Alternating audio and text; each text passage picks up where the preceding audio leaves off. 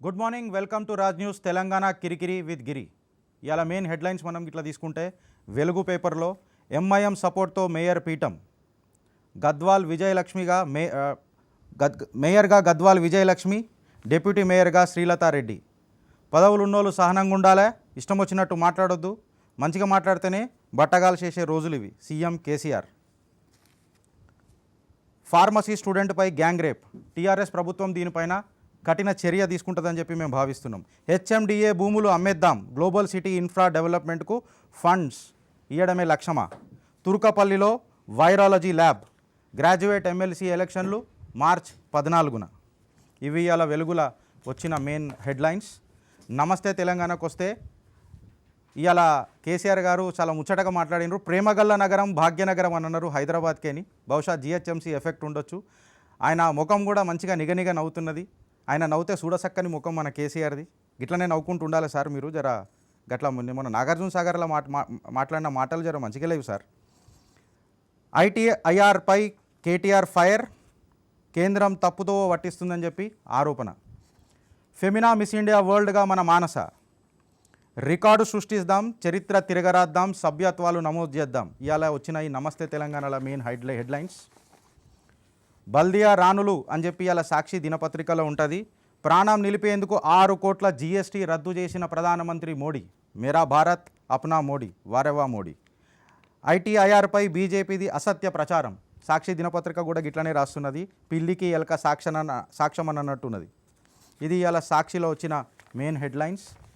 ఈనాడు అడ్వర్టైజ్మెంట్లు ఎక్కువ, మ్యాటర్ తక్కువ. ఒకటే మ్యాటర్ వచ్చింది, గులాబీ గ్రేటర్ పీఠం. గులాబీదే గ్రేటర్ పీఠం. ఇక మ్యాటర్ తక్కువ, మసాలా ఎక్కువ, మొత్తం అడ్వర్టైజ్మెంట్లు ఎక్కువనే ఈనాడులో. ఆనాడు వార్తలు రాసింది, ఈనాడు అడ్వర్టైజ్మెంట్లు ఎక్కువ వస్తున్నాయి.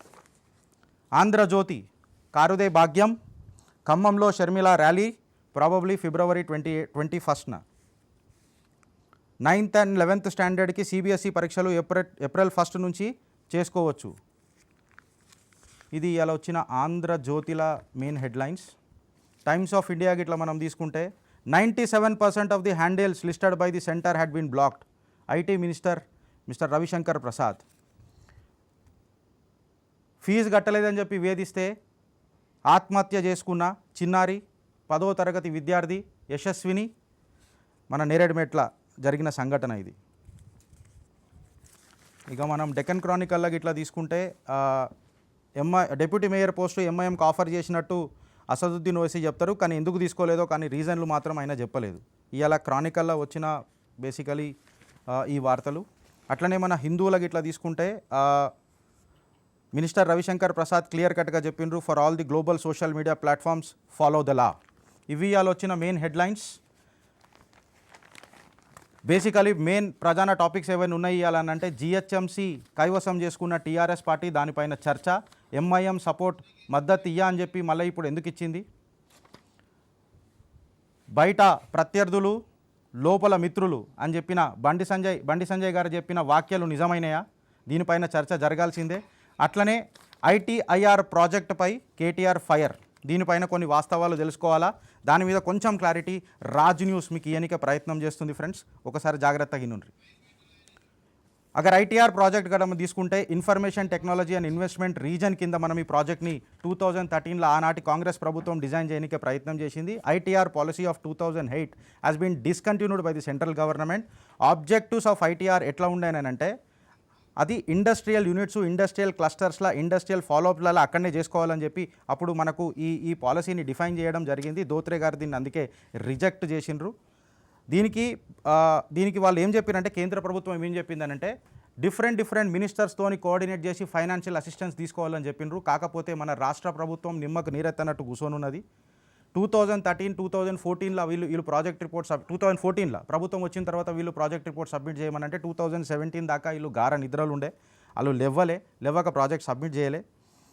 దాని తర్వాత ఏమైందనంటే, ఈ పాలసీని 2017 నుంచి 18 వరకు 14 నుంచి 17 వరకు రాయకపోయేసరికి దీన్ని డిస్కంటిన్యూ చేయడానికి మన కేంద్ర ప్రభుత్వం డిసైడ్ చేసింది.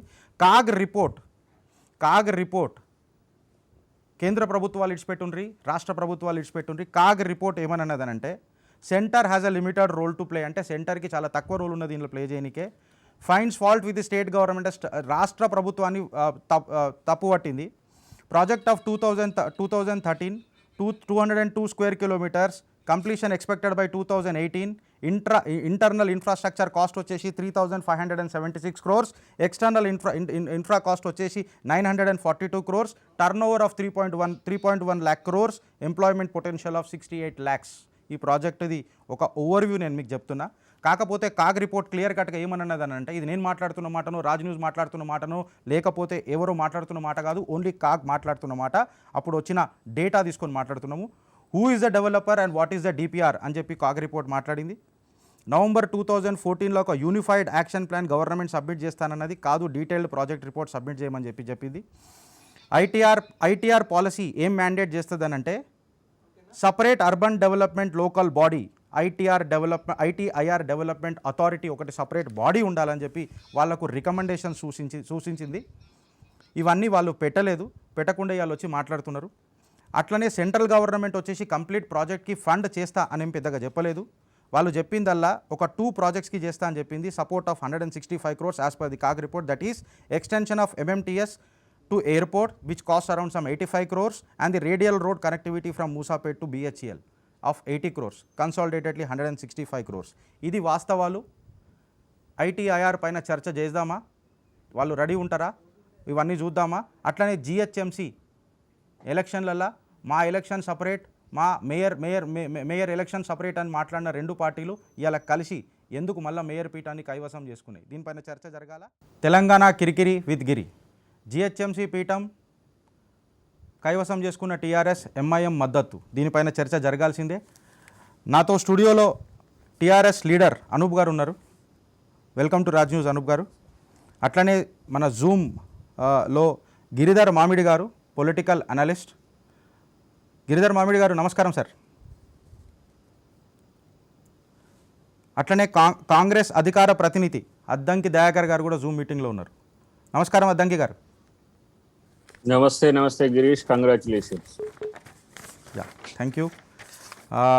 GHMC ఎలక్షన్, ఫస్ట్ నా సూటి ప్రశ్న. First of all congratulations to the TRS party. GHMCని మీరు రెండోసారి కైవసం చేసుకున్నారు, but with an underlined clause MIM సపోర్ట్తో. ఒకప్పుడు ప్రత్యర్థులు అని చెప్పిండ్రు, ఇప్పుడు ప్రేమికులు లాగా మారినరు. బీజేపీ రాష్ట్ర అధ్యక్షులు బండి సంజయ్ గారు కూడా అదే ఆరోపించారు. సో మీ దృష్టిలో TRS పార్టీ తెలంగాణకు కట్టుబడి ఉంటుంది, కరెక్టే కదా సార్? కరెక్టే. TRS party secular party 100%. Telangana ద్రోహులకు TRS పార్టీ కూడా డెఫినెట్ ఆన్సర్ ఇస్తుంది. ఎందుకు ఏమండి ఇస్తాం. MIM పార్టీ తెలంగాణకు ఆ రోజు సపోర్ట్ చేయలే. ఆల్ ఇండియా మజ్లిస్ ఇతేహాదుల్ ముస్లిమీన్ ఇలా ఏడ సెక్యులర్ కనిపించింది సార్? మీ దోస్తీకి నాంది ఎట్లా వలికింది? ఒక విషయం అండి, మేము ఆ రోజు చెప్పాము, ఈ రోజు చెప్పాము, MIM మా ప్రత్యర్థులే, మాకు మిత్రపక్షం కాదని చెప్పి. నిన్న first of all Raj news ద్వారా ఈరోజు గ్రేటర్ హైదరాబాద్లో 2 మహిళలను మనం గౌరవించుకొని మేయర్ స్థానము, డిప్యూటీ మేయర్ స్థానము మహిళలకు ఇచ్చాము. దానికి మనం ఫస్ట్ హర్షించాలి. అదేవిధంగా ఒక బీసీ మహిళని ఈరోజు గ్రేటర్ పీఠం తెలంగాణ రాష్ట్రం వచ్చిన తర్వాత మొట్టమొదటి మహిళా మనం డిబేట్లో ఉన్నాం. క్వశ్చన్ ఏంటంటే తెలంగాణకు కట్టుబడి ఉన్న పార్టీకి TRS పార్టీ కట్టుబడి ఉంటుంది, సెక్యులర్ పార్టీలకు TRS పార్టీ మద్దతు ఇస్తుంది.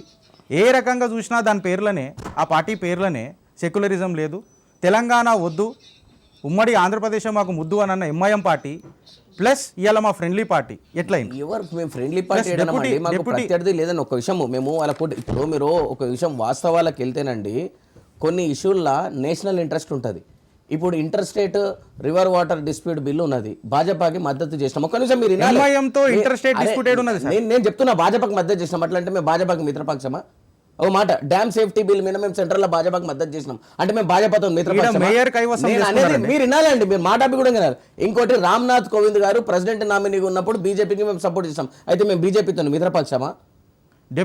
నేను అనేది ఏంటంటే అండి, వాస్తవాలు ఉంటాయి, సబ్జెక్టెడ్ నా క్వశ్చన్కి అదేమంటారు బలం ఏడ తగులుతుందంటే, డిప్యూటీ మేయర్ పోస్టు MIMకి ఆఫర్ చేసినట్టు క్రానికల్ పేపర్ కూడా వాళ్ళు రాస్తారండి. వాళ్ళు రాసుట్లే ముందు ఎన్నైనా రాసుకుంటే మీరు ఇయ్యలేదని అంటారు. మేము ఏదైనా ఆఫర్ ఇచ్చినట్టు మీకు ఏమైనా ఆన్ రికార్డు ఉందా? ఇంకోటి, మీరు ఈ రోజు ఆలోచిస్తే మణికొండ మున్సిపాలిటీ తీసుకోండి మీరు. మణికొండ మున్సిపాలిటీలో కాంగ్రెస్ 8 గెలిచింది, బీజేపీ 6 గెలిచింది, టీఆర్ఎస్ 5 గెలిచింది, ఇండిపెండెంట్ పార్టీ 1 గెలిచింది. బాహటంగా ఓపెన్గా బీజేపీ కాంగ్రెస్ ఇద్దరు కలిసి పదవులు పంచుకున్నారు. మళ్ళీ మీరు దీన్ని ఏమంటారు? అట్లా మాట్లాడితే అరే నేను పదవులు పంచుకోండి, నేను చెప్తాను. నేను ఒక విషయం అట్లా మాట్లాడితే 78 సిట్టింగ్ కార్పొరేటర్లకే 44 మంది గెలిచిండ్రు. ఏడనన్న దేశంలో మీరు ఈ వాయిస్ పోనీయాలి, మీరు కట్ చేయదు. ఏడనన్న దేశంలో కాంగ్రెస్ బీజేపీ కలయిక ఉందా? 8 సీట్లు కాంగ్రెస్ గెలిచింది. నేను కాంగ్రెస్ దగ్గర కూడా వస్తున్నా, కాంగ్రెస్ దగ్గర కూడా వస్తున్నా. అట్లనే మన దగ్గర పొలిటికల్ అనలిస్టులు కూడా ఉన్నారు. గిరిధర్ మామిడి గారు, ఈరోజు మనం జిహెచ్ఎంసీ ఎలక్షన్ రిజల్ట్కి ఇట్లా తీసుకుంటే, ఇలా జిహెచ్ఎంసీ ఎలక్షన్కి ఇట్లా రిజల్ట్ మనం తీసుకుంటే 2016లా 10.6% బీజేపీకి ఉండే, 2020కి వచ్చేసరికి ఆల్మోస్ట్ 34.5%. టీఆర్ఎస్తో కంపేర్ చేస్తే హార్డ్లీ 0.26% వేరియేషన్లోనే ఉన్నది. 4 సీట్ల నుంచి 48 సీట్లకు ఎగిన భారతీయ జనతా పార్టీ ఇది నైతిక విజయం అంటారా? లేకపోతే ఒక మాటలో చెప్పాలనంటే టీఆర్ఎస్ గెలుపు మత్త గమ్మత్త? మీ దృష్టిలో ఏంది సార్? కూడా గమ్మత్తే అది. యాక్చువల్గా వాళ్ళు కన్ను సొట్టబోయి గెలిచినట్టు మనం చూస్తున్నాం. అది యాక్చువల్గా ఎవరినైతే ఆంధ్ర పెట్టుబడిదారులు, ఆంధ్ర తొత్తులు అని చెప్పి ఆంధ్ర వాళ్ళని తిట్టి ఒక సెంటిమెంట్ క్రియేట్ చేసిన టిఆర్ఎస్ పార్టీ ఈరోజు వాళ్ళకు వచ్చిన సీట్లలో మీరు చూస్తే కనీసం అంటే 17 సీట్లు ఆంధ్ర వలసదారుల దగ్గర సపోర్ట్ తోనే వాళ్ళు గెలిచారు. అక్కడంతా మీరు కుక్కట్పల్లి తీసుకోండి, ఆ రేంజ్ ఆ ఏరియా అంతా మీరు తీసుకున్నారంటే 17 సీట్స్ వాళ్ళు ఈరోజు టిఆర్ఎస్ ఆంధ్ర ఓటర్ల సపోర్ట్ తో గెలిచారు వాళ్ళు. సో ఇప్పుడు ఆంధ్ర సపోర్టర్ లేకపోతే నిజంగా తెలంగాణ సపోర్ట్ తోనే వాళ్ళు గెలిచే పరిస్థితి లేదు వాళ్ళకి. అంటే తెలంగాణ ప్రజల నమ్మకం టీఆర్ఎస్ పార్టీకి తక్కువైతుంది అంటారు మీరు? తప్పకుండా. తెలంగాణలో అంటే హైదరాబాద్ పరిమితం నుంచి మాట్లాడుతున్నాను నేను, ఎందుకంటే మిగతా రాష్ట్రంలో ఎట్లున్నది అన్నది మళ్ళీ ఎలక్షన్స్ వస్తాయని చెప్పలేము. జిహెచ్ఎంసీలో మాత్రం తప్పకుండా తెలంగాణ ఓటర్లు బీజేపీ సైడ్ చాలా విపరీతంగా మొగ్గు చూపుతున్నారని అర్థమైంది. ఇక్కడ ఈ రోజు టీఆర్ఎస్ ఎంతో గొప్ప మెజారిటీ ఎంఐఎం పార్టీ మద్దతుతో గెలిచిన టీఆర్ఎస్, గిరిధర్ గారు, ఎంఐఎం పార్టీతో మద్దతుతో గెలిచిన టీఆర్ఎస్ జిహెచ్ఎంసీలో ఏ డెసిషన్ తీసుకున్నా కార్ స్టీరింగ్ మొత్తం మీకు ఎంఐఎం చేతిలోనే ఉంటుంది అంటారా? వెనకటికి కూడా ఓసీ బ్రదర్స్ అదే మాట్లాడారు కదా. ఎంఆర్ఓల బదిలీలు కావచ్చు, పోలీస్ కానిస్టేబుల్ల బదిలీలు కావచ్చు, కీలకమైన ఆఫీసర్ల బదిలీలు కావచ్చు, దారుస్థలంలో డిసైడ్ అయితే కానీ ప్రగతి భవన్లో డిసైడ్ కావు. తప్పకుండా ఈ సిటీకి సంబంధించి జిహెచ్ఎంసీకి సంబంధించి దాని యొక్క కీ మాత్రం దారుస్థలంలోనే ఉంటుంది, టీఆర్ఎస్ లేదు అని మనకు స్పష్టంగా అర్థమవుతున్నది. అది వాళ్ళిద్దరి మధ్యలో ఉన్న ఒప్పందం. అది అఫీషియల్ గా బయట మాకు వాళ్ళు వేరే మేము వేరే చెప్పుకుంటున్నారు, కానీ వాళ్ళు వేరే అయితే గనక మీ ఓడిపోయే సీట్లలో ఎంఐఎం ఎందుకు కంటెస్ట్ చేయలేదు? అదే మిగతా బీహార్ లో కావచ్చు, గిరిధర్ గారు, నేను ఈ పాయింట్ కి మళ్ళీ వస్తా. నేను ఆబ్వియస్లీ ఈ పాయింట్ కి మళ్ళీ వస్తా, because there are an number of issues that has to be discuss. Giridhar గారు, నేను ఈ పాయింట్ కి మీకు వస్తా. అద్దంకి దయాకర్ గారు, ఈరోజు టీఆర్ఎస్ పార్టీ ఎంఐఎంతో దోస్తీ చేసింది. ఇవాళ పరిస్థితి ఎట్లున్నదని అంటే మేబీ టీఆర్ఎస్ పార్టీకి ఎంఐఎం పార్టీ ఈరోజు ఇంట్లో ఇల్లాలు, కానీ ఒకప్పుడు కాంగ్రెస్ పార్టీకి వంటింట్లో ప్రియురాలే కదా ఎంఐఎం. గిరీష్, కంగ్రాచులేషన్స్ ఫస్ట్ నిన్న అక్కడ చూడడం. Okay, thank you. కాంగ్రెస్ పార్టీతో ఏంది? నా క్వశ్చన్ ఏముందంటే దయాకర్ గారు, నా క్వశ్చన్ ఏముందంటే ఇవాళ ఇంట్లో ఇల్లాలు ఉండొచ్చు టీఆర్ఎస్కి ఎంఐఎం పార్టీ, కాకపోతే వంటింట్లో ప్రియురాలు ఉండే కదా కాంగ్రెస్ పార్టీకి. ఒకప్పుడు పెంచి పోషించింది కాంగ్రెస్ పార్టీయే కదా. కేసీఆర్ గారు ఎంఐఎంని ఇలా పట్టుకోకపోతే మళ్ళీ కాంగ్రెస్తో కుమ్మక్కై ఏం జిమ్మిక్ అవుతుందో, జిమ్మికి కమల్ రాజకీయాలు ఇలా తెలంగాణలో ఏమవుతాయో అని చెప్పి భయపడ్డారంటారా? కాదు, ఆ భాషకు వస్తే కనపడని ప్రియురాలు బీజేపీకి ఎంఐఎం. కానీ ఇక్కడ ఏంటంటే ఎంఐఎం టిఆర్ఎస్ ఒకటే కాదు అని వీళ్ళెవరు బీజేపీ వాళ్ళు అంటారు. కానీ ఎవరు మీరు ఒకటే అనుడేంది? వాళ్ళు ఎక్కడ కలిసి లేరు. ఎప్పుడైతే వాళ్ళ ఇద్దరిని తీసుకుపోయి హిందువులను 15 నిమిషాల్లో స్మాష్ చేస్తామని చెప్పిర్రో అని తీసుకుపోయి బొక్కలు పడేసినాం ఇద్దరిని. 15 రోజులు పడేసిండ్రు. ఆ దమ్ము ఇప్పుడు ఈ ముఖ్యమంత్రికి ఉండదు. ఎందుకంటే ఆయన సెక్యులర్ అంటాడు కానీ ఎంఐఎంఐ ఉన్న సెక్యులర్ పార్టీ. సెక్యులర్ పార్టీ కాందాంతో ఎందుకు పొత్తు వెతుకున్నాడు ఒకటి. ఇలా కాంగ్రెస్ పార్టీ డెఫినెట్ గా ఎంఐఎంతో కలిసి ఉన్నది ఏంది. ఎన్నోసార్లు వాళ్ళకు పదవులు ఇచ్చినాం, కలిసే ఉన్నాం రాజకీయంగా. ఇప్పుడు టిఆర్ఎస్ ఎట్లా ఉంటుందో అట్లా అది భాజపాతో చెప్పలేరు. ఎందుకు? బీజేపీ చేయబట్టి. పోనీ బీజేపీ అది కూడా కాదు దాకర్ గారు. ఇప్పుడు టీఆర్ఎస్ కి బీజేపీకి హార్డ్లీ ఓట్ షేర్ పర్సెంటేజ్ ఇట్లా మనం తీసుకుంటే 0.26% వేరియేషన్లోనే ఉన్నది. దుర్బిన్ పెట్టి చూసినా దూర్ తక్ దుర్బిన్ పెట్టి చూసినా దూర్ తక్ కాంగ్రెస్ ఏడ కనిపిస్తలేదు. దుర్బిన్ పెట్టి కనిపిస్తలేదు. అంటే ఒక సోషల్ మీడియాలో ట్రెండ్ నడుస్తున్నది. అంటే కాంగ్రెస్ సోషల్ మీడియా ట్రెండ్ చెప్తున్నా. అభిప్రాయం ఏమున్నదంటే సోషల్ మీడియా ట్రెండ్ లా ఉత్తమ్ కుమార్ గారి కొంచెం ఉత్సాహం ఎక్కువ ఉంటే కాంగ్రెస్ లో ఇంత నిరుత్సాహం ఉండకపోతుండే అని ఒక టాక్ ఉన్నది.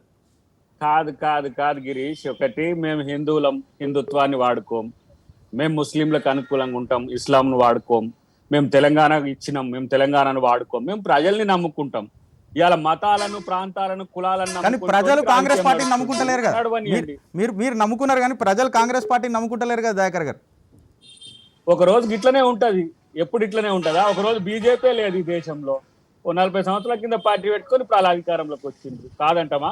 రేపు మాది వరకు వాళ్ళకి అధికారం వచ్చినప్పుడు మేము లేమని ఏడ్చే రకం కాదు కదా. ఈ 75 సంవత్సరాల్లో మేమే 56 సంవత్సరాలు ఉన్నాం. మరి మిగతా బీజేపీ కానీ టీఆర్ఎస్ కానీ ఎట్టేడు వాళ్ళే. అధికారం లేదని మేమేం బాధపడం. రేపు ప్రజలు మాకు అధికారం ఇస్తారు. కానీ ప్రజాస్వామ్యాన్ని బతికియాలి.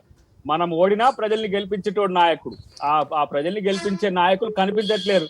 ఇప్పుడు బీసీదైనా కూడా కేకే గారి సంతోషమే కానీ నవంబర్ 25 రోజు 2020 రోజు అక్బరుద్దీన్ ఓవైసీ ఒక సంచలనమైన వ్యాఖ్యలు చేసిండ్రు. ఏందనంటే నెక్లెస్ రోడ్ పైన ఉన్న పీవీ ఘాట్ ఏదైతే ఉన్నదో అది జరిపేయండ్రి, ఎన్టీఆర్ సమాధి జరిపేయండ్రి, ఎంక్రోచ్మెంట్స్ తీసేసేయండి అని. అంటే వీళ్ళ సమాధులు ఎంక్రోచ్మెంట్లు చేసిన వాళ్ళు ఈ మహనీయులు ఒకటేనా? ఆ రోజు కాంగ్రెస్ పార్టీ దీని మీద ఎందుకు స్పందించలేదు దయాకర్ గారు? కేటీఆర్ గారు జర ఎమోషనల్ అయి ట్వీట్ చేసి, ఎందుకంటే ఇది ఏడిపోతుందో రాజకీయం అని చెప్పి భయమై ట్వీట్ చేసి, కానీ కాంగ్రెస్ పార్టీ ఆ రోజు చేయలే. ఇది దెబ్బతీసిందంటారా కాంగ్రెస్ అస్తిత్వానికి? ఇప్పుడు మీడియా వాళ్ళు వేయని దాన్ని మనమేం చేయలేము. కానీ నేను అంటున్న వాడు పీకేది ఏం లేదు. అట్లా స్టేట్మెంట్ ఇచ్చుకొని బతికేటోళ్ళు వాళ్ళ గురించి మేము ఎందుకు ఆలోచిస్తాం? పీవీ ఘాట్ ను దయచే దమ్ముందా? ఎందుకు గిరీష్ పనికిరాని వాళ్ళకి అంత ప్రయాటిస్తావు నువ్వు? అక్బరుద్దీన్ గాని అసదుద్దీన్ గాని ఎప్పుడైనా ముస్లింల చర్యకు ప్రతిచర్య ఉండాలి కదా దయాకర్ గారు. చర్యకు ప్రతిచర్య ఉండాలి. ఎందుకంటే ఇప్పుడు కేటీఆర్ గారు దాన్ని ఖండించారు. భారతీయ జనతా పార్టీ అధ్యక్షులు బండి సంజయ్ గారు అయితే స్ట్రేట్ ఫార్వర్డ్ ఒకటే మాట ఏమన్నారంటే, నువ్వు ఘాట్లని ఆ సమాధులను ముట్టుకొని దారుసలాం ఏం చేస్తామో చూడు అని చెప్పారు, స్టేట్మెంట్ ఇచ్చారు. అంటే of course election is a strategy. ఒక రిఫార్మిస్ట్ లాగా వెళ్తాం, కరెక్టే, కాదని అంటలేను. But at the end of the day emotions కూడా కన్సిడర్ అవుతాయి కదా ఎలక్షన్లో. సో ఈ ఎలక్షన్స్ కాంగ్రెస్ ఎంకరేజ్ చేసుకోలేదంటారా? we don't with play emotions. మేము అభివృద్ధి గురించి, సంక్షేమం గురించి మాట్లాడతాం. ఎమోషన్లోనే మోషన్ ఉంది కదా దయాకర్ గారు. ఏమంటావు? ఎమోషన్లోనే మోషన్ ఉన్నది కదా. ఎమోషన్ ఉండాలా? ఎమోషన్ లేని ఎట్లా నడుస్తుంది? వాడుకుంటాడు, అది వారి బలము, మనకెందుకు? సో నేను మీ దగ్గరకు వస్తా దయాకర్ గారు. నేను మీ దగ్గరకు వస్తా. స్టూడియోలో మన దగ్గరికి బీజేపీ కార్పొరేటర్ కరుణాకర్ గారు కూడా వచ్చిండ్రు. Welcome to the show sir. నిన్న మీరు బీజేపీ కార్పొరేటర్, నిన్న మీరు అక్కడ ప్రమాణ స్వీకారం చేసుకున్నారు. కంగ్రాచులేషన్స్ కరుణాకర్ గారు. దానికి నిన్న 12:30 ఏమైంది ఆడ? అంటే 97 వాళ్ళకు ఉండాలా, వాళ్ళు ఫామ్ చేయాలంటే వాళ్ళకి 88 ఉన్నాయి. ఒక కొన్ని సీట్లు వాళ్ళకు దేర్ ఫాలోయింగ్ షార్ట్. దాన్ని వాళ్ళు ఎట్లా చేసిండ్రు? ఈ జిమ్మికి రాజకీయాలు ఎట్లా స్టార్ట్ అయినాయి? కార్పొరేషన్ యాక్ట్లో అక్కడ మేయర్కు ఇంత 1/2 ఉండాలా అనేది ఏం లేదు. కోరం 1/2 ఉంటే సరిపోతుంది. అయితే హాల్లో ఉన్న వాళ్ళు ఎవరైతే హైయెస్ట్ ఉంటారో వాళ్ళకే అధికారం ఉంటుంది. అయినా కానీ టీఆర్ఎస్కు బలం ఉన్నా కానీ వారు ఎంఐఎంతో పొత్తుకోడికి వారు బయట చెప్పడం ఒకటి, నిన్న జరిగిన సంఘటన అక్కడ ఒకటి. అంటే నిన్న జరిగిన సంఘటన మాకు ఎట్లా అనిపిస్తుంది అని అంటే, మేయర్ పదవి కోసం ఖచ్చితంగా ఎంఐఎం మద్దతు కావాల్సిందే అన్నది ఒకటి ప్రత్యక్షంగానో పరోక్షంగానో మాత్రం అలాంటిది ఏం లేదండి. సడన్ గా మళ్ళీ ఎంఐఎం చేతులు సడన్ గా ఎంఐఎం చేతులు ఎందుకు లేపింది? నువ్వు లేక వీణా పలకలేని అన్నది అని పాట ఎందుకు గుర్తొచ్చింది? అంటే వాళ్ళకు ఎంఐఎంతో ఇవాళ కాదు ఎన్నికల అప్పుడు కూడా మద్దతు ఉండే ఎన్నికల్లో కూడా వాళ్ళు పొత్తు పెట్టుకొని టీఆర్ఎస్ ఎంఐఎం వచ్చి కొట్లాడడం జరిగింది. ఏ విధంగా మిత్రపక్షాలు అన్నప్పుడు వాళ్ళు ఏదైతే అన్ని దగ్గర పోటీ చేయాలో, ఎక్కడైతే బీజేపీని ఓడగొట్టాలన్న దగ్గర టీఆర్ఎస్ ఎంఐఎం ఇది రెండు కూడా పోటీ చేస్తాయి. బీజేపీని ఓడగొట్టాలన్న దగ్గర ఓన్లీ కేవలం టీఆర్ఎస్ఏ పోటీ చేస్తుంది. ఈ విధంగా వాళ్ళకు ముందు నుంచి కూడా పొత్తు ఉన్నది. దాంట్లో నిన్న మనకు అందరికీ బహిరంగంగా కూడా తెలియజేయడం జరిగింది. ఎందుకంటే నేను అందరు కూడా ఎంఐఎం కార్పొరేటర్లు కూడా చేతులు లేబట్టారు. ఏం మద్దతు ఉంది, ఏంటి, ఏమి వాళ్ళ మీద షరతులు ఉన్నాయనేది కూడా బేసికలీ చూస్తే ఎట్లా అనిపించింది అంటే ఎంఐఎం వాళ్ళు టీఆర్ఎస్ వాళ్ళని చూసి లడ్డు కావాలా నాయన, ఇంకో లడ్డు కావాలా నాయన అని చెప్పి 2 డిప్యూటీ ఏదో యాడ్ ఉన్నది కదా, దాని ప్రకారంగా ఆ విధంగా అడగని వాళ్ళకు ఇచ్చినట్టు టీఆర్ఎస్ ఎంఐఎంకు అన్ని అల్లునికి చేసిన సేవలన్నీ కూడా చేసి పెడతా ఉన్నది. అనూప్ గారు, మీకు ఒక స్టేట్ క్వశ్చన్ ఏంటంటే, ఇప్పుడు దుబ్బాక ఎలక్షన్ తీసుకున్నా, జిహెచ్ఎంసీ ఎలక్షన్స్ ఇప్పుడు తీసుకున్నా, కేసీఆర్ మన ఇప్పుడు టీఆర్ఎస్ ఏదైతే స్ట్రాటజీ డెవలప్ చేస్తుందో అది కొంచెం వర్కౌట్ అవుతలేదు. కొన్ని కొత్త రిఫార్మ్స్ తీసుకురావాలా, not from the perspective of only schemes, illogical schemes కాకుండా ఓన్లీ అంటే ఇప్పుడు మనం ఎలక్షన్ 2014 కానీ లేదా 2019 ఎస్పెషల్లీ 2018 ఎలక్షన్లకి తీసుకున్నా ఏమంటారా, మిషన్ భగీరథ, మిషన్ కాకతీయ, ట్రాన్స్ఫార్మర్లు, నీళ్లు, ఇదే ఎట్లాంటి అరిగిపోయిన టేప్ రికార్డ్ లాగా కొన్ని వచ్చినాయి. కొత్తదనం రావాలి. జిహెచ్ఎంసీ మేనిఫెస్టో వెనకటికి కూడా ఇంప్లిమెంట్ చేసిన దాఖలాలు లేవు. ఇప్పుడు నెక్స్ట్ మీరు ముంగటికి ఎట్లా పోతారు, ఎట్లా చేస్తారు? ఇప్పుడు ఇంకో ఓనర్స్ ఆఫ్ రెస్పాన్సిబిలిటీ పెద్దగా ఉన్నది. టీఆర్ఎస్ పార్టీ మీద ఓనర్స్ ఆఫ్ రెస్పాన్సిబిలిటీ పెద్దగా ఉన్నది. ఎట్లా తీసుకొని పోతారు? ఇంకా అనాలిసిస్ తీసుకుంటే అనూప్ గారు, అనాలిసిస్ తీసుకుంటే ఎంఐఎం ఏమో దేశ రాజకీయాలకు జర మెల్లమెల్లగా ఓదుడు స్టార్ట్ చేసింది. గాడొక సీటు గీడొక సీటు ఏదో డిస్ట్రిక్ట్ గెలిచినట్టయితే గెలుస్తున్నది. ఉన్న రాష్ట్రంలో టీఆర్ఎస్ పార్టీ పతనం అవుతున్నది. అంటే 99 సీట్ల నుంచి 55. ఎంత మనం ఆబ్వియస్లీ సపోర్ట్ చేసినా కానీ ఫ్యాక్ట్సే కదా. సో దీనిపైన మీ అభిప్రాయం? నిదానంగా ఏంటంటే చెప్తాను, మధ్యలో మేము బాగా చేసినట్టే టీఆర్ఎస్ పార్టీ అధికార పార్టీ అని వాయిస్ కట్ చేస్తే మేము కూడా చెప్పలేమండి. మీరు 2 క్వశ్చన్లు అడిగి 2 క్వశ్చన్లకు నేను ఆన్సర్ ఇస్తాను. చెప్పండి. First of all we go with national politics, MIM entering into the national politics అన్నారు మీరు. ఈరోజు సాక్షి మహారాజ్ జనవరి 13వ తారీఖు 11:25 ఆన్ రికార్డ్ టీవీ ముందర వచ్చి చెప్పిండు, మాకు ఉత్తరప్రదేశ్లో ఎంఐఎం పార్టీయే సపోర్ట్ చేసింది, దాంతోనే గెలిచినాము. దాని తర్వాత రేపు వెస్ట్ బెంగాల్లో మాకు అదే పార్టీ సపోర్ట్ చేస్తుంది, బీహార్లో కూడా అదే పార్టీ సపోర్ట్ చేస్తుంది. మీ సాక్షి మహారాజ్ ఉత్తరప్రదేశ్ ఎంపీ చెప్పిండు, మీరు ఆన్ రికార్డ్ చూసుకోండి. నేను 11:26 టైం కూడా చెప్తున్నా. ఖచ్చితంగా కరుణాకర్ గారు ఆన్సర్ ఇవ్వండి. పాయింట్ నెంబర్ 1 డిస్కషన్ జిహెచ్ఎంసీ జర పరిమితి మీరు అడిగిరు కాబట్టి చెప్తున్నా. మీరు అడిగిన అయితే పథకాలు తీసుకొని మాట్లాడాలి. ఇప్పుడు జిహెచ్ఎంసీ గురించి చెప్తున్నా. ఎదురుడుపులు అనేటివి ప్రతి ఒక్క పార్టీలు ఉంటాయి. జిహెచ్ఎంసీలో ఎస్ పబ్లిక్ మ్యాండేట్ ఇచ్చింది. There are some grass root analysis we have to do, will patch up those things. And జిహెచ్ఎంసీని సమృద్ధిగా ఇంకా ఏ విధంగా డెవలప్ చేయాలి, ప్రజల మన్నన ఏ విధంగా పొందాలనేది ఒక అధికార పార్టీగా మా మీద రెస్పాన్సిబిలిటీ ఉంది. మహిళలకు మేము పీఠం వేసేసి బీసీలకు ప్రధానంగా ఈరోజు మేయర్ సీట్ అప్పగించేసి బీసీలను కూడా ముందుకు తీసుకెళ్ళి అదే హైదరాబాద్ని ఏ విధంగా డెవలప్ చేయాలో 100% రాబోయే రోజుల్లో డెవలప్ చేస్తామో ప్రజల మన్ననను పొందుతాం. ఇప్పుడు ఏదైతే మీరు గ్రాస్ రూట్ అనాలిసిస్ అన్నారో నాకు ఇంకొక క్వశ్చన్ దానికి గుర్తొస్తుంది. అదేంటంటే యాడున్నది బీజేపీ అని చెప్పి వెనకటికి మీరు మాట్లాడారు. దుబ్బాక ఎలక్షన్ అయిన తర్వాత భారతీయ జనతా పార్టీ అధ్యక్షులు ఆయన ఒక మాట మాట్లాడారు. ఏంటంటే గజ్వేల్కు 1 కిలోమీటర్ దూరంలో ఉన్నది కేసీఆర్ గారు అని చెప్పి. దాని తర్వాత అడ్డిమార్ గుడ్డి దెబ్బల 4 ఎంపీ సీట్లు గెలిచిరు, వీళ్ళేం పెద్ద పోకట మాటలు మాట్లాడుతున్నారు, యాడున్నది బీజేపీ అని చెప్పి కేటీఆర్ కూడా మాట్లాడారు. యాడున్నది బీజేపీ ఇవ్వాలనంటే గుణపం దించింది ఆడ అని అన్నట్టు ఇలా బీజేపీ చూపిస్తున్నది. నేను మాట్లాడుతుంది మొత్తం ట్రెండ్. ఇది మీ టీఆర్ఎస్ పార్టీ బీజేపీ నాయకులు ట్విట్టర్ల వారు యాడున్నది బీజేపీ అంటే ఒక గుణపం దించింది ఆడ అని అన్నట్టు. ఎందుకంటే 99 సీట్ల నుంచి 55కు పడిపోవడం అని అంటే ఇట్స్ మ్యాటర్ ఆఫ్ ఇంట్రోస్పెక్షన్. ఇప్పుడు కూడా అడ్డిమార్ గుడ్డి దెబ్బ అని మీరు అనుకుంటారా? 100% బీజేపీది అడ్డిమారు గుడి దెబ్బ. ఎట్లా చెప్తే మీరు 2 నిమిషాలు వినాలి. 1999 అటల్ బిహారీ వాజ్పేయి ఇదే ఉమ్మడి ఆంధ్రప్రదేశ్లో 7 ఎంపీలు గెలిచారు, 12 మంది ఎమ్మెల్యేలు గెలిచారు. అప్పుడు 4 ఎంపీలు ఉన్నారు. అప్పుడు కూడా ఈరోజు అడ్డిమారు గుడి దెబ్బ ఎట్లన్నామంటే చెప్తా. ఆళ్ళ నరేంద్ర గారు మెదక్ నుంచి ఉన్నారు, విద్యాసాగర్ గారు కరీంనగర్ నుంచి ఉన్నారు, బండారు దత్తాత్రేయ సికింద్రాబాద్ నుంచి ఉన్నారు, జితేందర్ రెడ్డి మహబూబ్ నగర్ వచ్చినారు. 12 మంది ఎమ్మెల్యేలు 6 ఎమ్మెల్యేలు తెలంగాణలో ఉన్నారు. 2004 ఏమైందండి, హిమాయత్ నగర్ నుంచి ఒక్కరే గెలిచారు. 2014లో 5 ఎమ్మెల్యేలు గెలిచారు ఇదే హైదరాబాద్లో. దాని తర్వాత 2018లో ఏమైందండి, 1 ఎమ్మెల్యే గెలిచిండు రాజా సింగ్ గారు. అంటే దాని తర్వాత 2009లో 5 కార్పొరేటర్లు గెలిచారు. దాని తర్వాత తదనంతరం ఏమైంది, మళ్ళీ 4 కార్పొరేటర్లకు వచ్చారు. సో అప్స్ అండ్ డౌన్స్ వీళ్ళు కూడా యాడున్నారంటే బీజేపీకి ఇట్లానే ఉన్నదని చెప్పిన. మీరు దీన్ని లక్ ఫేవర్ చేస్తున్నారు. వాటర్ వేవ్ పార్టీ అంటున్నాం. శాంటిటీ లేదు హైదరాబాద్ లో. అనూప్ గారు, నేను క్వశ్చన్ అంటే మీరు ప్రజల మ్యాండేట్ కి శాంటిటీ లేదంట. ప్రజల మ్యాండేట్ ఇది అప్స్ అండ్ డౌన్స్ అండి. Ups and downs are related to the mandate.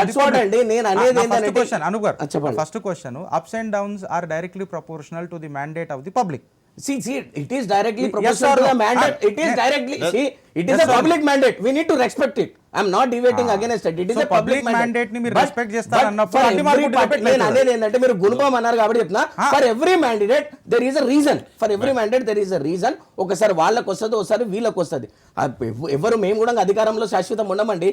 ఎవరికి మ్యాండేట్ వాళ్ళకి లేదు సార్. గిరిధర్ గారు ఇప్పుడు మీరు చెప్పండి సార్, ఒక అనలిస్ట్ లాగా ఈ అడ్డిమారు గుడ్డి దెబ్బనా, లేకపోతే ఇది ఆబ్వియస్లీ ఒక రిఫార్మిస్ట్ స్ట్రాటజీ ఆ బీజేపీ ఏదైతే ముంగడు పోతున్నదో? ట్రెండ్ కనిపిస్తున్నది మనకు ఎంపీ ఎలక్షన్ దగ్గర 4 ఎంపీలు గెలుచుకోవడము, తర్వాత వచ్చిన దుబ్బాకలు గెలవడము, తర్వాత జిహెచ్ఎంసీలో ఆల్మోస్ట్ గెలిచే వరకు వచ్చిన పరిస్థితి. ఓడిపోయిన సీట్లు కూడా చాలా తక్కువ సీట్లతో ఓటుతో ఓడిపోయారు వాళ్ళు. ఇక్కడ ఆంధ్ర మద్దతు, ఎంఐఎం మద్దతు లేకపోతే కనుక టిఆర్ఎస్ పార్టీ పరిస్థితి జిహెచ్ఎంసీలో ఇంకా అధ్వానంగా ఉండేది. అంతేకాదు మన టీచర్స్ ని పెట్టకుండా కౌంటింగ్ ఎవరెవరో తీసుకొచ్చి చేసి అక్కడ ఒక జరిగి చాలా జరిగినాయి. ఇవన్నీ మ్యానిపులేట్ చేసినట్లు మనకు స్పష్టంగా కనిపిస్తున్నది. ట్రెండ్ కనిపిస్తున్నది మనకు. డెఫినెట్ గా బీజేపీ పెరుగుదల మనకు ట్రెండ్ కనిపిస్తున్నది. దీంట్లో మనకు టిఆర్ఎస్ పార్టీ కిందికి పోతున్నది కనిపిస్తున్నది. అంతేకాదు కాంగ్రెస్ మొత్తం మాయమైపోయిన పరిస్థితి కూడా మనకు ఈరోజు కనిపిస్తున్నది. కాంగ్రెస్ ఎక్కడెక్కడ బీజేపీ పెరుగుతున్నదో అక్కడ కాంగ్రెస్ క్షీణ దశలో ఉన్నది మనకు స్పష్టంగా కనిపిస్తున్నది. సో ఇక్కడ ట్రెండ్ ఏమవుతున్నదంటే, రేపు తెలంగాణ సెంటిమెంట్ కి ఇంతవరకు 2 సార్లు గెలిచిన టిఆర్ఎస్ పార్టీ వాళ్లకు వ్యతిరేకంగా యాంటీ ఇన్కంబెన్సీ అన్నది ఒక పెద్ద ఓట్ బ్యాంక్ ఉన్నది. ఆ ఓట్ బ్యాంక్ ని కాంగ్రెస్ దాన్ని ఎంకరేజ్ చేసుకుంటుందా, బీజేపీ చేసుకుంటుందా అంటే కనుక డెఫినెట్ గా బీజేపీ చేసుకుంటారు మనకు కనిపిస్తుంది. ఈ ఓట్ బ్యాంక్ ని ఎవరు ఎంకరేజ్ చేసుకుంటారు అని అంటే, బీజేపీ కొంచెం రేస్ లో ముందున్నది, వాళ్ళు కొంచెం జర వాళ్ళ స్ట్రాటజీ కరెక్ట్ చేసిండ్రు, ముందు ఎన్కరేజ్ చేసుకున్నారు అని అంటారు. సో దయాకర్ గారు, టిఆర్ఎస్ పార్టీ తీసుకొచ్చిన ఈ ఎల్ఆర్ఎస్, ఈ VRS, what ever it may be BRS, ఇది బాగా ఎఫెక్ట్ పడ్డది అంటారా జిహెచ్ఎంసీలో? డెఫినెట్ గా పడింది. అది బీజేపీకి కన్సాలిడేట్ అయింది. మీరు కూడా ప్రతిపక్షమే కదా, అంటే రేపు బీజేపీ కూటమికి అన్ని తెలుస్తాయి. బీజేపీ కూటమి కరుణాకర్ గారు అంటారు దాన్ని బీజేపీ వాళ్ళు ఉద్యమం రూపంలో లేపిరట, కాంగ్రెస్ పార్టీ వాళ్ళు జర సల్లవాడి కూర్చున్నారు అని చెప్పి కరుణాకర్ గారు అంటారు. అదే కాదు, ఎల్ఆర్ఎస్ మీద ప్రజలకు అన్యాయం జరుగుతుందని, ఎవరైతే ఎల్ఆర్ఎస్ అనే దాంట్లో కాకుండా ప్రతి బస్తీలలో కూడా ఎల్ఆర్ఎస్ కట్టించుకునే పరిస్థితిలో ఉన్నారు. బస్తీలో దయాకర్ గారు, ఇప్పుడు నాకు క్వశ్చన్ అంటే నన్ను ఒక చిన్న ప్రో ఇంక్యూబెన్సీ అంటాం కదా, యాంటీ ఇంక్యూబెన్సీ కాకుండా ప్రో ఇంక్యూబెన్సీ అంటాం. అంటే Modi as a development wave, అది కూడా జిహెచ్ఎంసీలో కనిపిస్తుందా? ఇంకా Rahul Gandhi needs to develop ఈ స్కిల్స్ అనేది ఒకటి ఇప్పటికి కూడా మన తెలంగాణ ప్రజలు కూడా చైతన్యవంతులైన, మీరు కూడా ఉద్యమకారుడు ఉండే, ఓయూలో మీరు చేపట్టిన చాలా ఉండే, జేఏసీ నాయకులు ఉండే. సో తెలంగాణ పల్స్ మీకు జల్దీ అర్థమవుతుంది. So Modi as a development మంత్ర అని చెప్పి ఈ జిహెచ్ఎంసీలో కూడా మీకు ఏమైనా కనిపిస్తుందా? ఇదేం కాదు, బీజేపీ అనుకూల కూటమి ఈ రోజు అధికారంలోకి వచ్చింది. టిఆర్ఎస్ ఏం బీజేపీ వ్యతిరేక శక్తి కాదు, ఎంఐఎం బీజేపీ వ్యతిరేక శక్తి కాదు. రేపు మీరు యాంటీ ఇన్కంబెన్సీ కూడా వాళ్ళకు వాడుకుంటారు. అధికార పార్టీలకు యాంటీ ఇన్కంబెన్సీ వచ్చేది పోయి విపక్షాలకు యాంటీ ఇన్కంబెన్సీ తెచ్చే పనిలో మోడీ గారు ఉన్నారు. అదేం కాదు. ఇలా నేను అంటున్న సంజయ్ గారు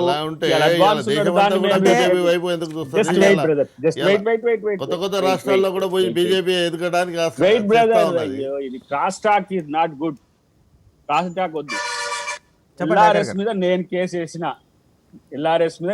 వేసిన మీడియాలో రాకపోతే మేమేం చేయాలి? వెంకరెడ్డి గారు కేసు వేసిండ్రు. మీరు ఎవరన్నా బీజేపీ వాళ్ళు కేసు వేసిండ్రా? టిఆర్ఎస్ వాళ్ళు చేసిన దాని మీద ఏముద్యమము? చట్టం చేస్తే ఉద్యమం కింద చేస్తే కాదు కదా, కోర్టులో కూడా ఉద్యమం చేయాలి కదా. మీరు ఆడనేమో కాము అనుకుంటా కిందనేమో ఇప్పుడు పంచాయతీ ఇప్పుడు పెట్టుకుంటా. ఒక చిన్న క్వశ్చన్ ఏమైపోయింది మీది? ఈ క్వశ్చన్ దయాకర్ గారు, ఏమైపోయింది ఈ మీది? క్వశ్చన్ నేను కొంచెం జర ఓపెన్ సెషన్కి ఇస్తా, ఎస్పెషల్లీ టీఆర్ఎస్ బీజేపీకి ఇంకా ఎక్కువ ఇస్తా. ఎట్లానంటే ఫర్ ఎగ్జాంపుల్ మొన్న ఓఎసీ గారు మాట్లాడుతున్నప్పుడు, ఎలక్షన్ క్యాంపెయిన్లలో ఓఎసీ గారు మాట్లాడుతున్నప్పుడు ఆయన ఏమన్నారంటే ఆ జాగల కోరి జరేడైతే బీఫ్ బిర్యానీ దొరుకుతుందో అని చెప్పి ఒక మాట రెచ్చగొట్టింది.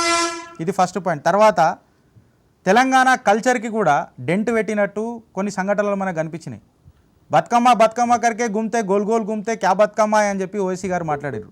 ఈ తెలంగాణ కల్చర్ని ఎప్పుడైతే మనం డెంట్ చేయడానికి ప్రయత్నం చేసినామో టీఆర్ఎస్కి డెంట్ పడుతుందని చెప్పి మీరు అనుకోలేదా? దీని మీద ఘాటుగా ఆనాడు ఓఎస్సీ పార్టీకి మీరు ఎందుకు అది చేయలే?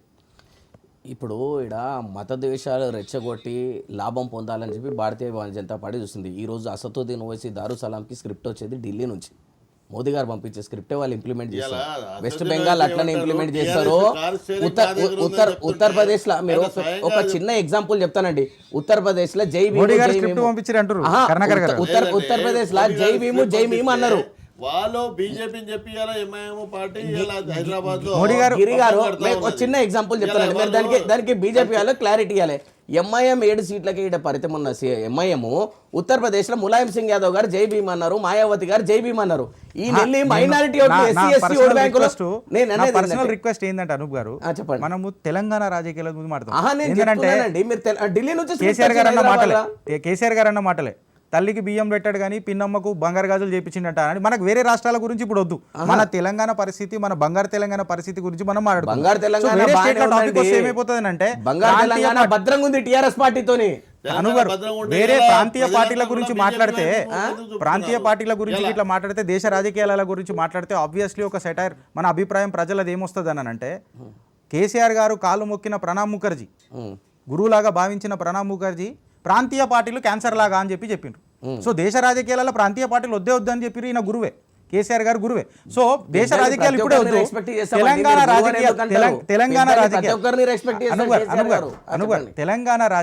తెలంగాణ రాజకీయాలు మన అజెండా, ఎస్పెషల్లీ జిహెచ్ఎంసీ మన ప్రైమా ఫేసీ అజెండా. సో దాని మీద మీ అభిప్రాయం చెప్పున్నారు. It is subjected to their interest అండి. టీఆర్ఎస్ పార్టీకి వాళ్ళకి ఏం సంబంధం?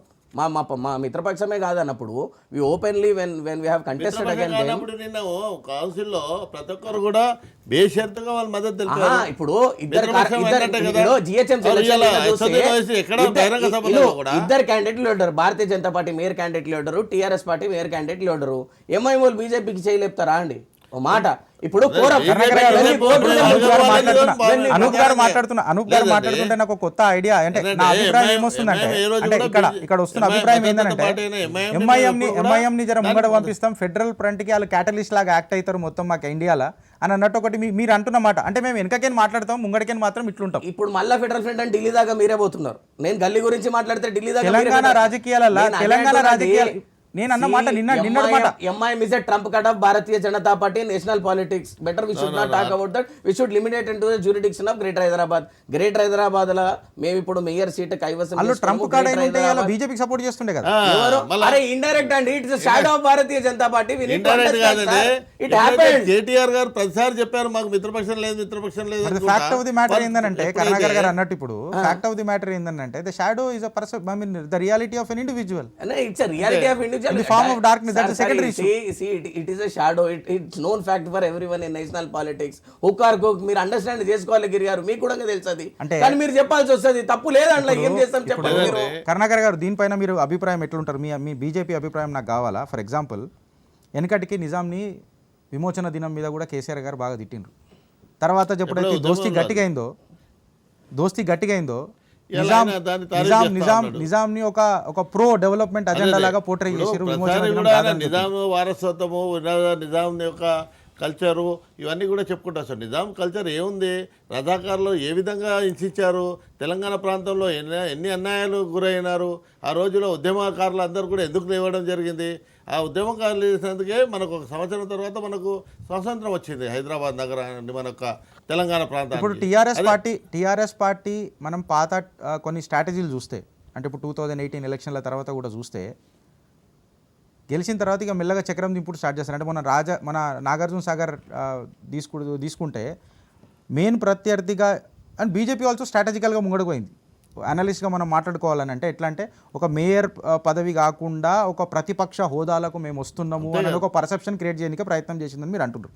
అయితే నేనేమంటున్నా దానికి మద్దతుగా, ఫర్ ఎగ్జాంపుల్ ఇప్పుడు వచ్చిన తర్వాత the good old strategy of TRS party defections. మీ కార్పొరేటర్లను మీరు ఎట్లా కాపాడుకుంటారు? మా కార్పొరేటర్ అందరినీ టీఆర్ఎస్ పార్టీ ఈ పని చేస్తుంది అంటారా? టీఆర్ఎస్ పార్టీ గతంలో చరిత్ర చూస్తుంటే టీఆర్ఎస్ పార్టీ ఏ విధంగా అన్ని ప్రతిపక్షాలు లేకుండా చేసే వ్యవహారం వాళ్ళు చేస్తూ ఉన్నారు. అయితే మా కార్పొరేటర్లు ఎవరైతే బీజేపీ నుంచి వచ్చారో గతంలో కూడా మనం చూస్తే చరిత్రలో చూస్తే ఏ రోజు కూడా భారతీయ జనతా పార్టీ యొక్క కార్పొరేటర్లు కానీ ఎమ్మెల్యేలు కానీ ఫిరాయింపుల్లో లేరు. మనం చూసాం గతంలో కూడా తెలంగాణలో అన్ని కాంగ్రెస్ పార్టీ నుంచి కానీ టీడీపీ నుంచి కానీ ఎమ్మెల్యేల సైతం వాళ్ళు కూడా పార్టీలో ఫిరాయించి వారు ఆ విధంగా ఆకట్టుకొని వాళ్ళకు ఏ విధంగా వాళ్ళని మభ్యపెట్టి వాళ్ళని ఫిరాయింపించుకున్నారు. కానీ ఈరోజు ఎవరు కూడా కార్పొరేటర్లు కానీ కేసీఆర్ గారి పర్సెప్షన్ కంప్లీట్లీ డిఫరెంట్ ఉంది. మీ ఇద్దరికి ఎవరైనా ఆన్సర్ చేయొచ్చు. కేసీఆర్ గారి పర్సెప్షన్ కంప్లీట్లీ డిఫరెంట్ ఉంది. ఏంటంటే కహిపే నిగాహే కహిపే నిషానా అన్నట్టు మొన్న నాగార్జున సాగర్ సభలో కూడా జిహెచ్ఎంసీ ఎలక్షన్లలో మీరు ఇంత ఢంకా మోగించినా కాంగ్రెస్ని ఆయన ప్రత్యర్థిలాగా భావించి కాంగ్రెస్ని ఆయన తిట్టడం స్టార్ట్ చేసిండు, కాంగ్రెస్ని ఒక అపోనెంట్ లాగా భావిస్తున్నాడు. కానీ బీజేపీ మీద ఒకటే ఒక మాట మాట్లాడిండు. అయితే అట్లానే లేదండి, మేము తప్పకుండా అక్కడ నాగార్జున సాగర్లో కూడా భారతీయ జనతా పార్టీ వివరణ చేస్తూ ఉంది. తప్పకుండా అక్కడ కూడా ఏదైతే దుబ్బాకల్లో చూపెట్టామో ఆ విధంగా నాగార్జున సాగర్ని కూడా కైవసం చేసుకోవడానికి మేము కూడా అక్కడ అన్ని కార్యక్రమాలను చేపడుతున్నారు. మా యొక్క పార్టీ కూడా అక్కడ సో మీరేమంటారంటే బీజేపీ టీఆర్ఎస్కి ప్రత్యామ్నాయం స్టార్ట్ అవుతున్నది. తప్పకుండా బీజేపీ ఓటు పోలరైజేషన్ తెలంగాణలో కొంచెం సాధించడానికి బాగా ప్రయత్నం చేస్తున్నది, సక్సెస్ఫుల్ అవుతున్నది. కాకపోతే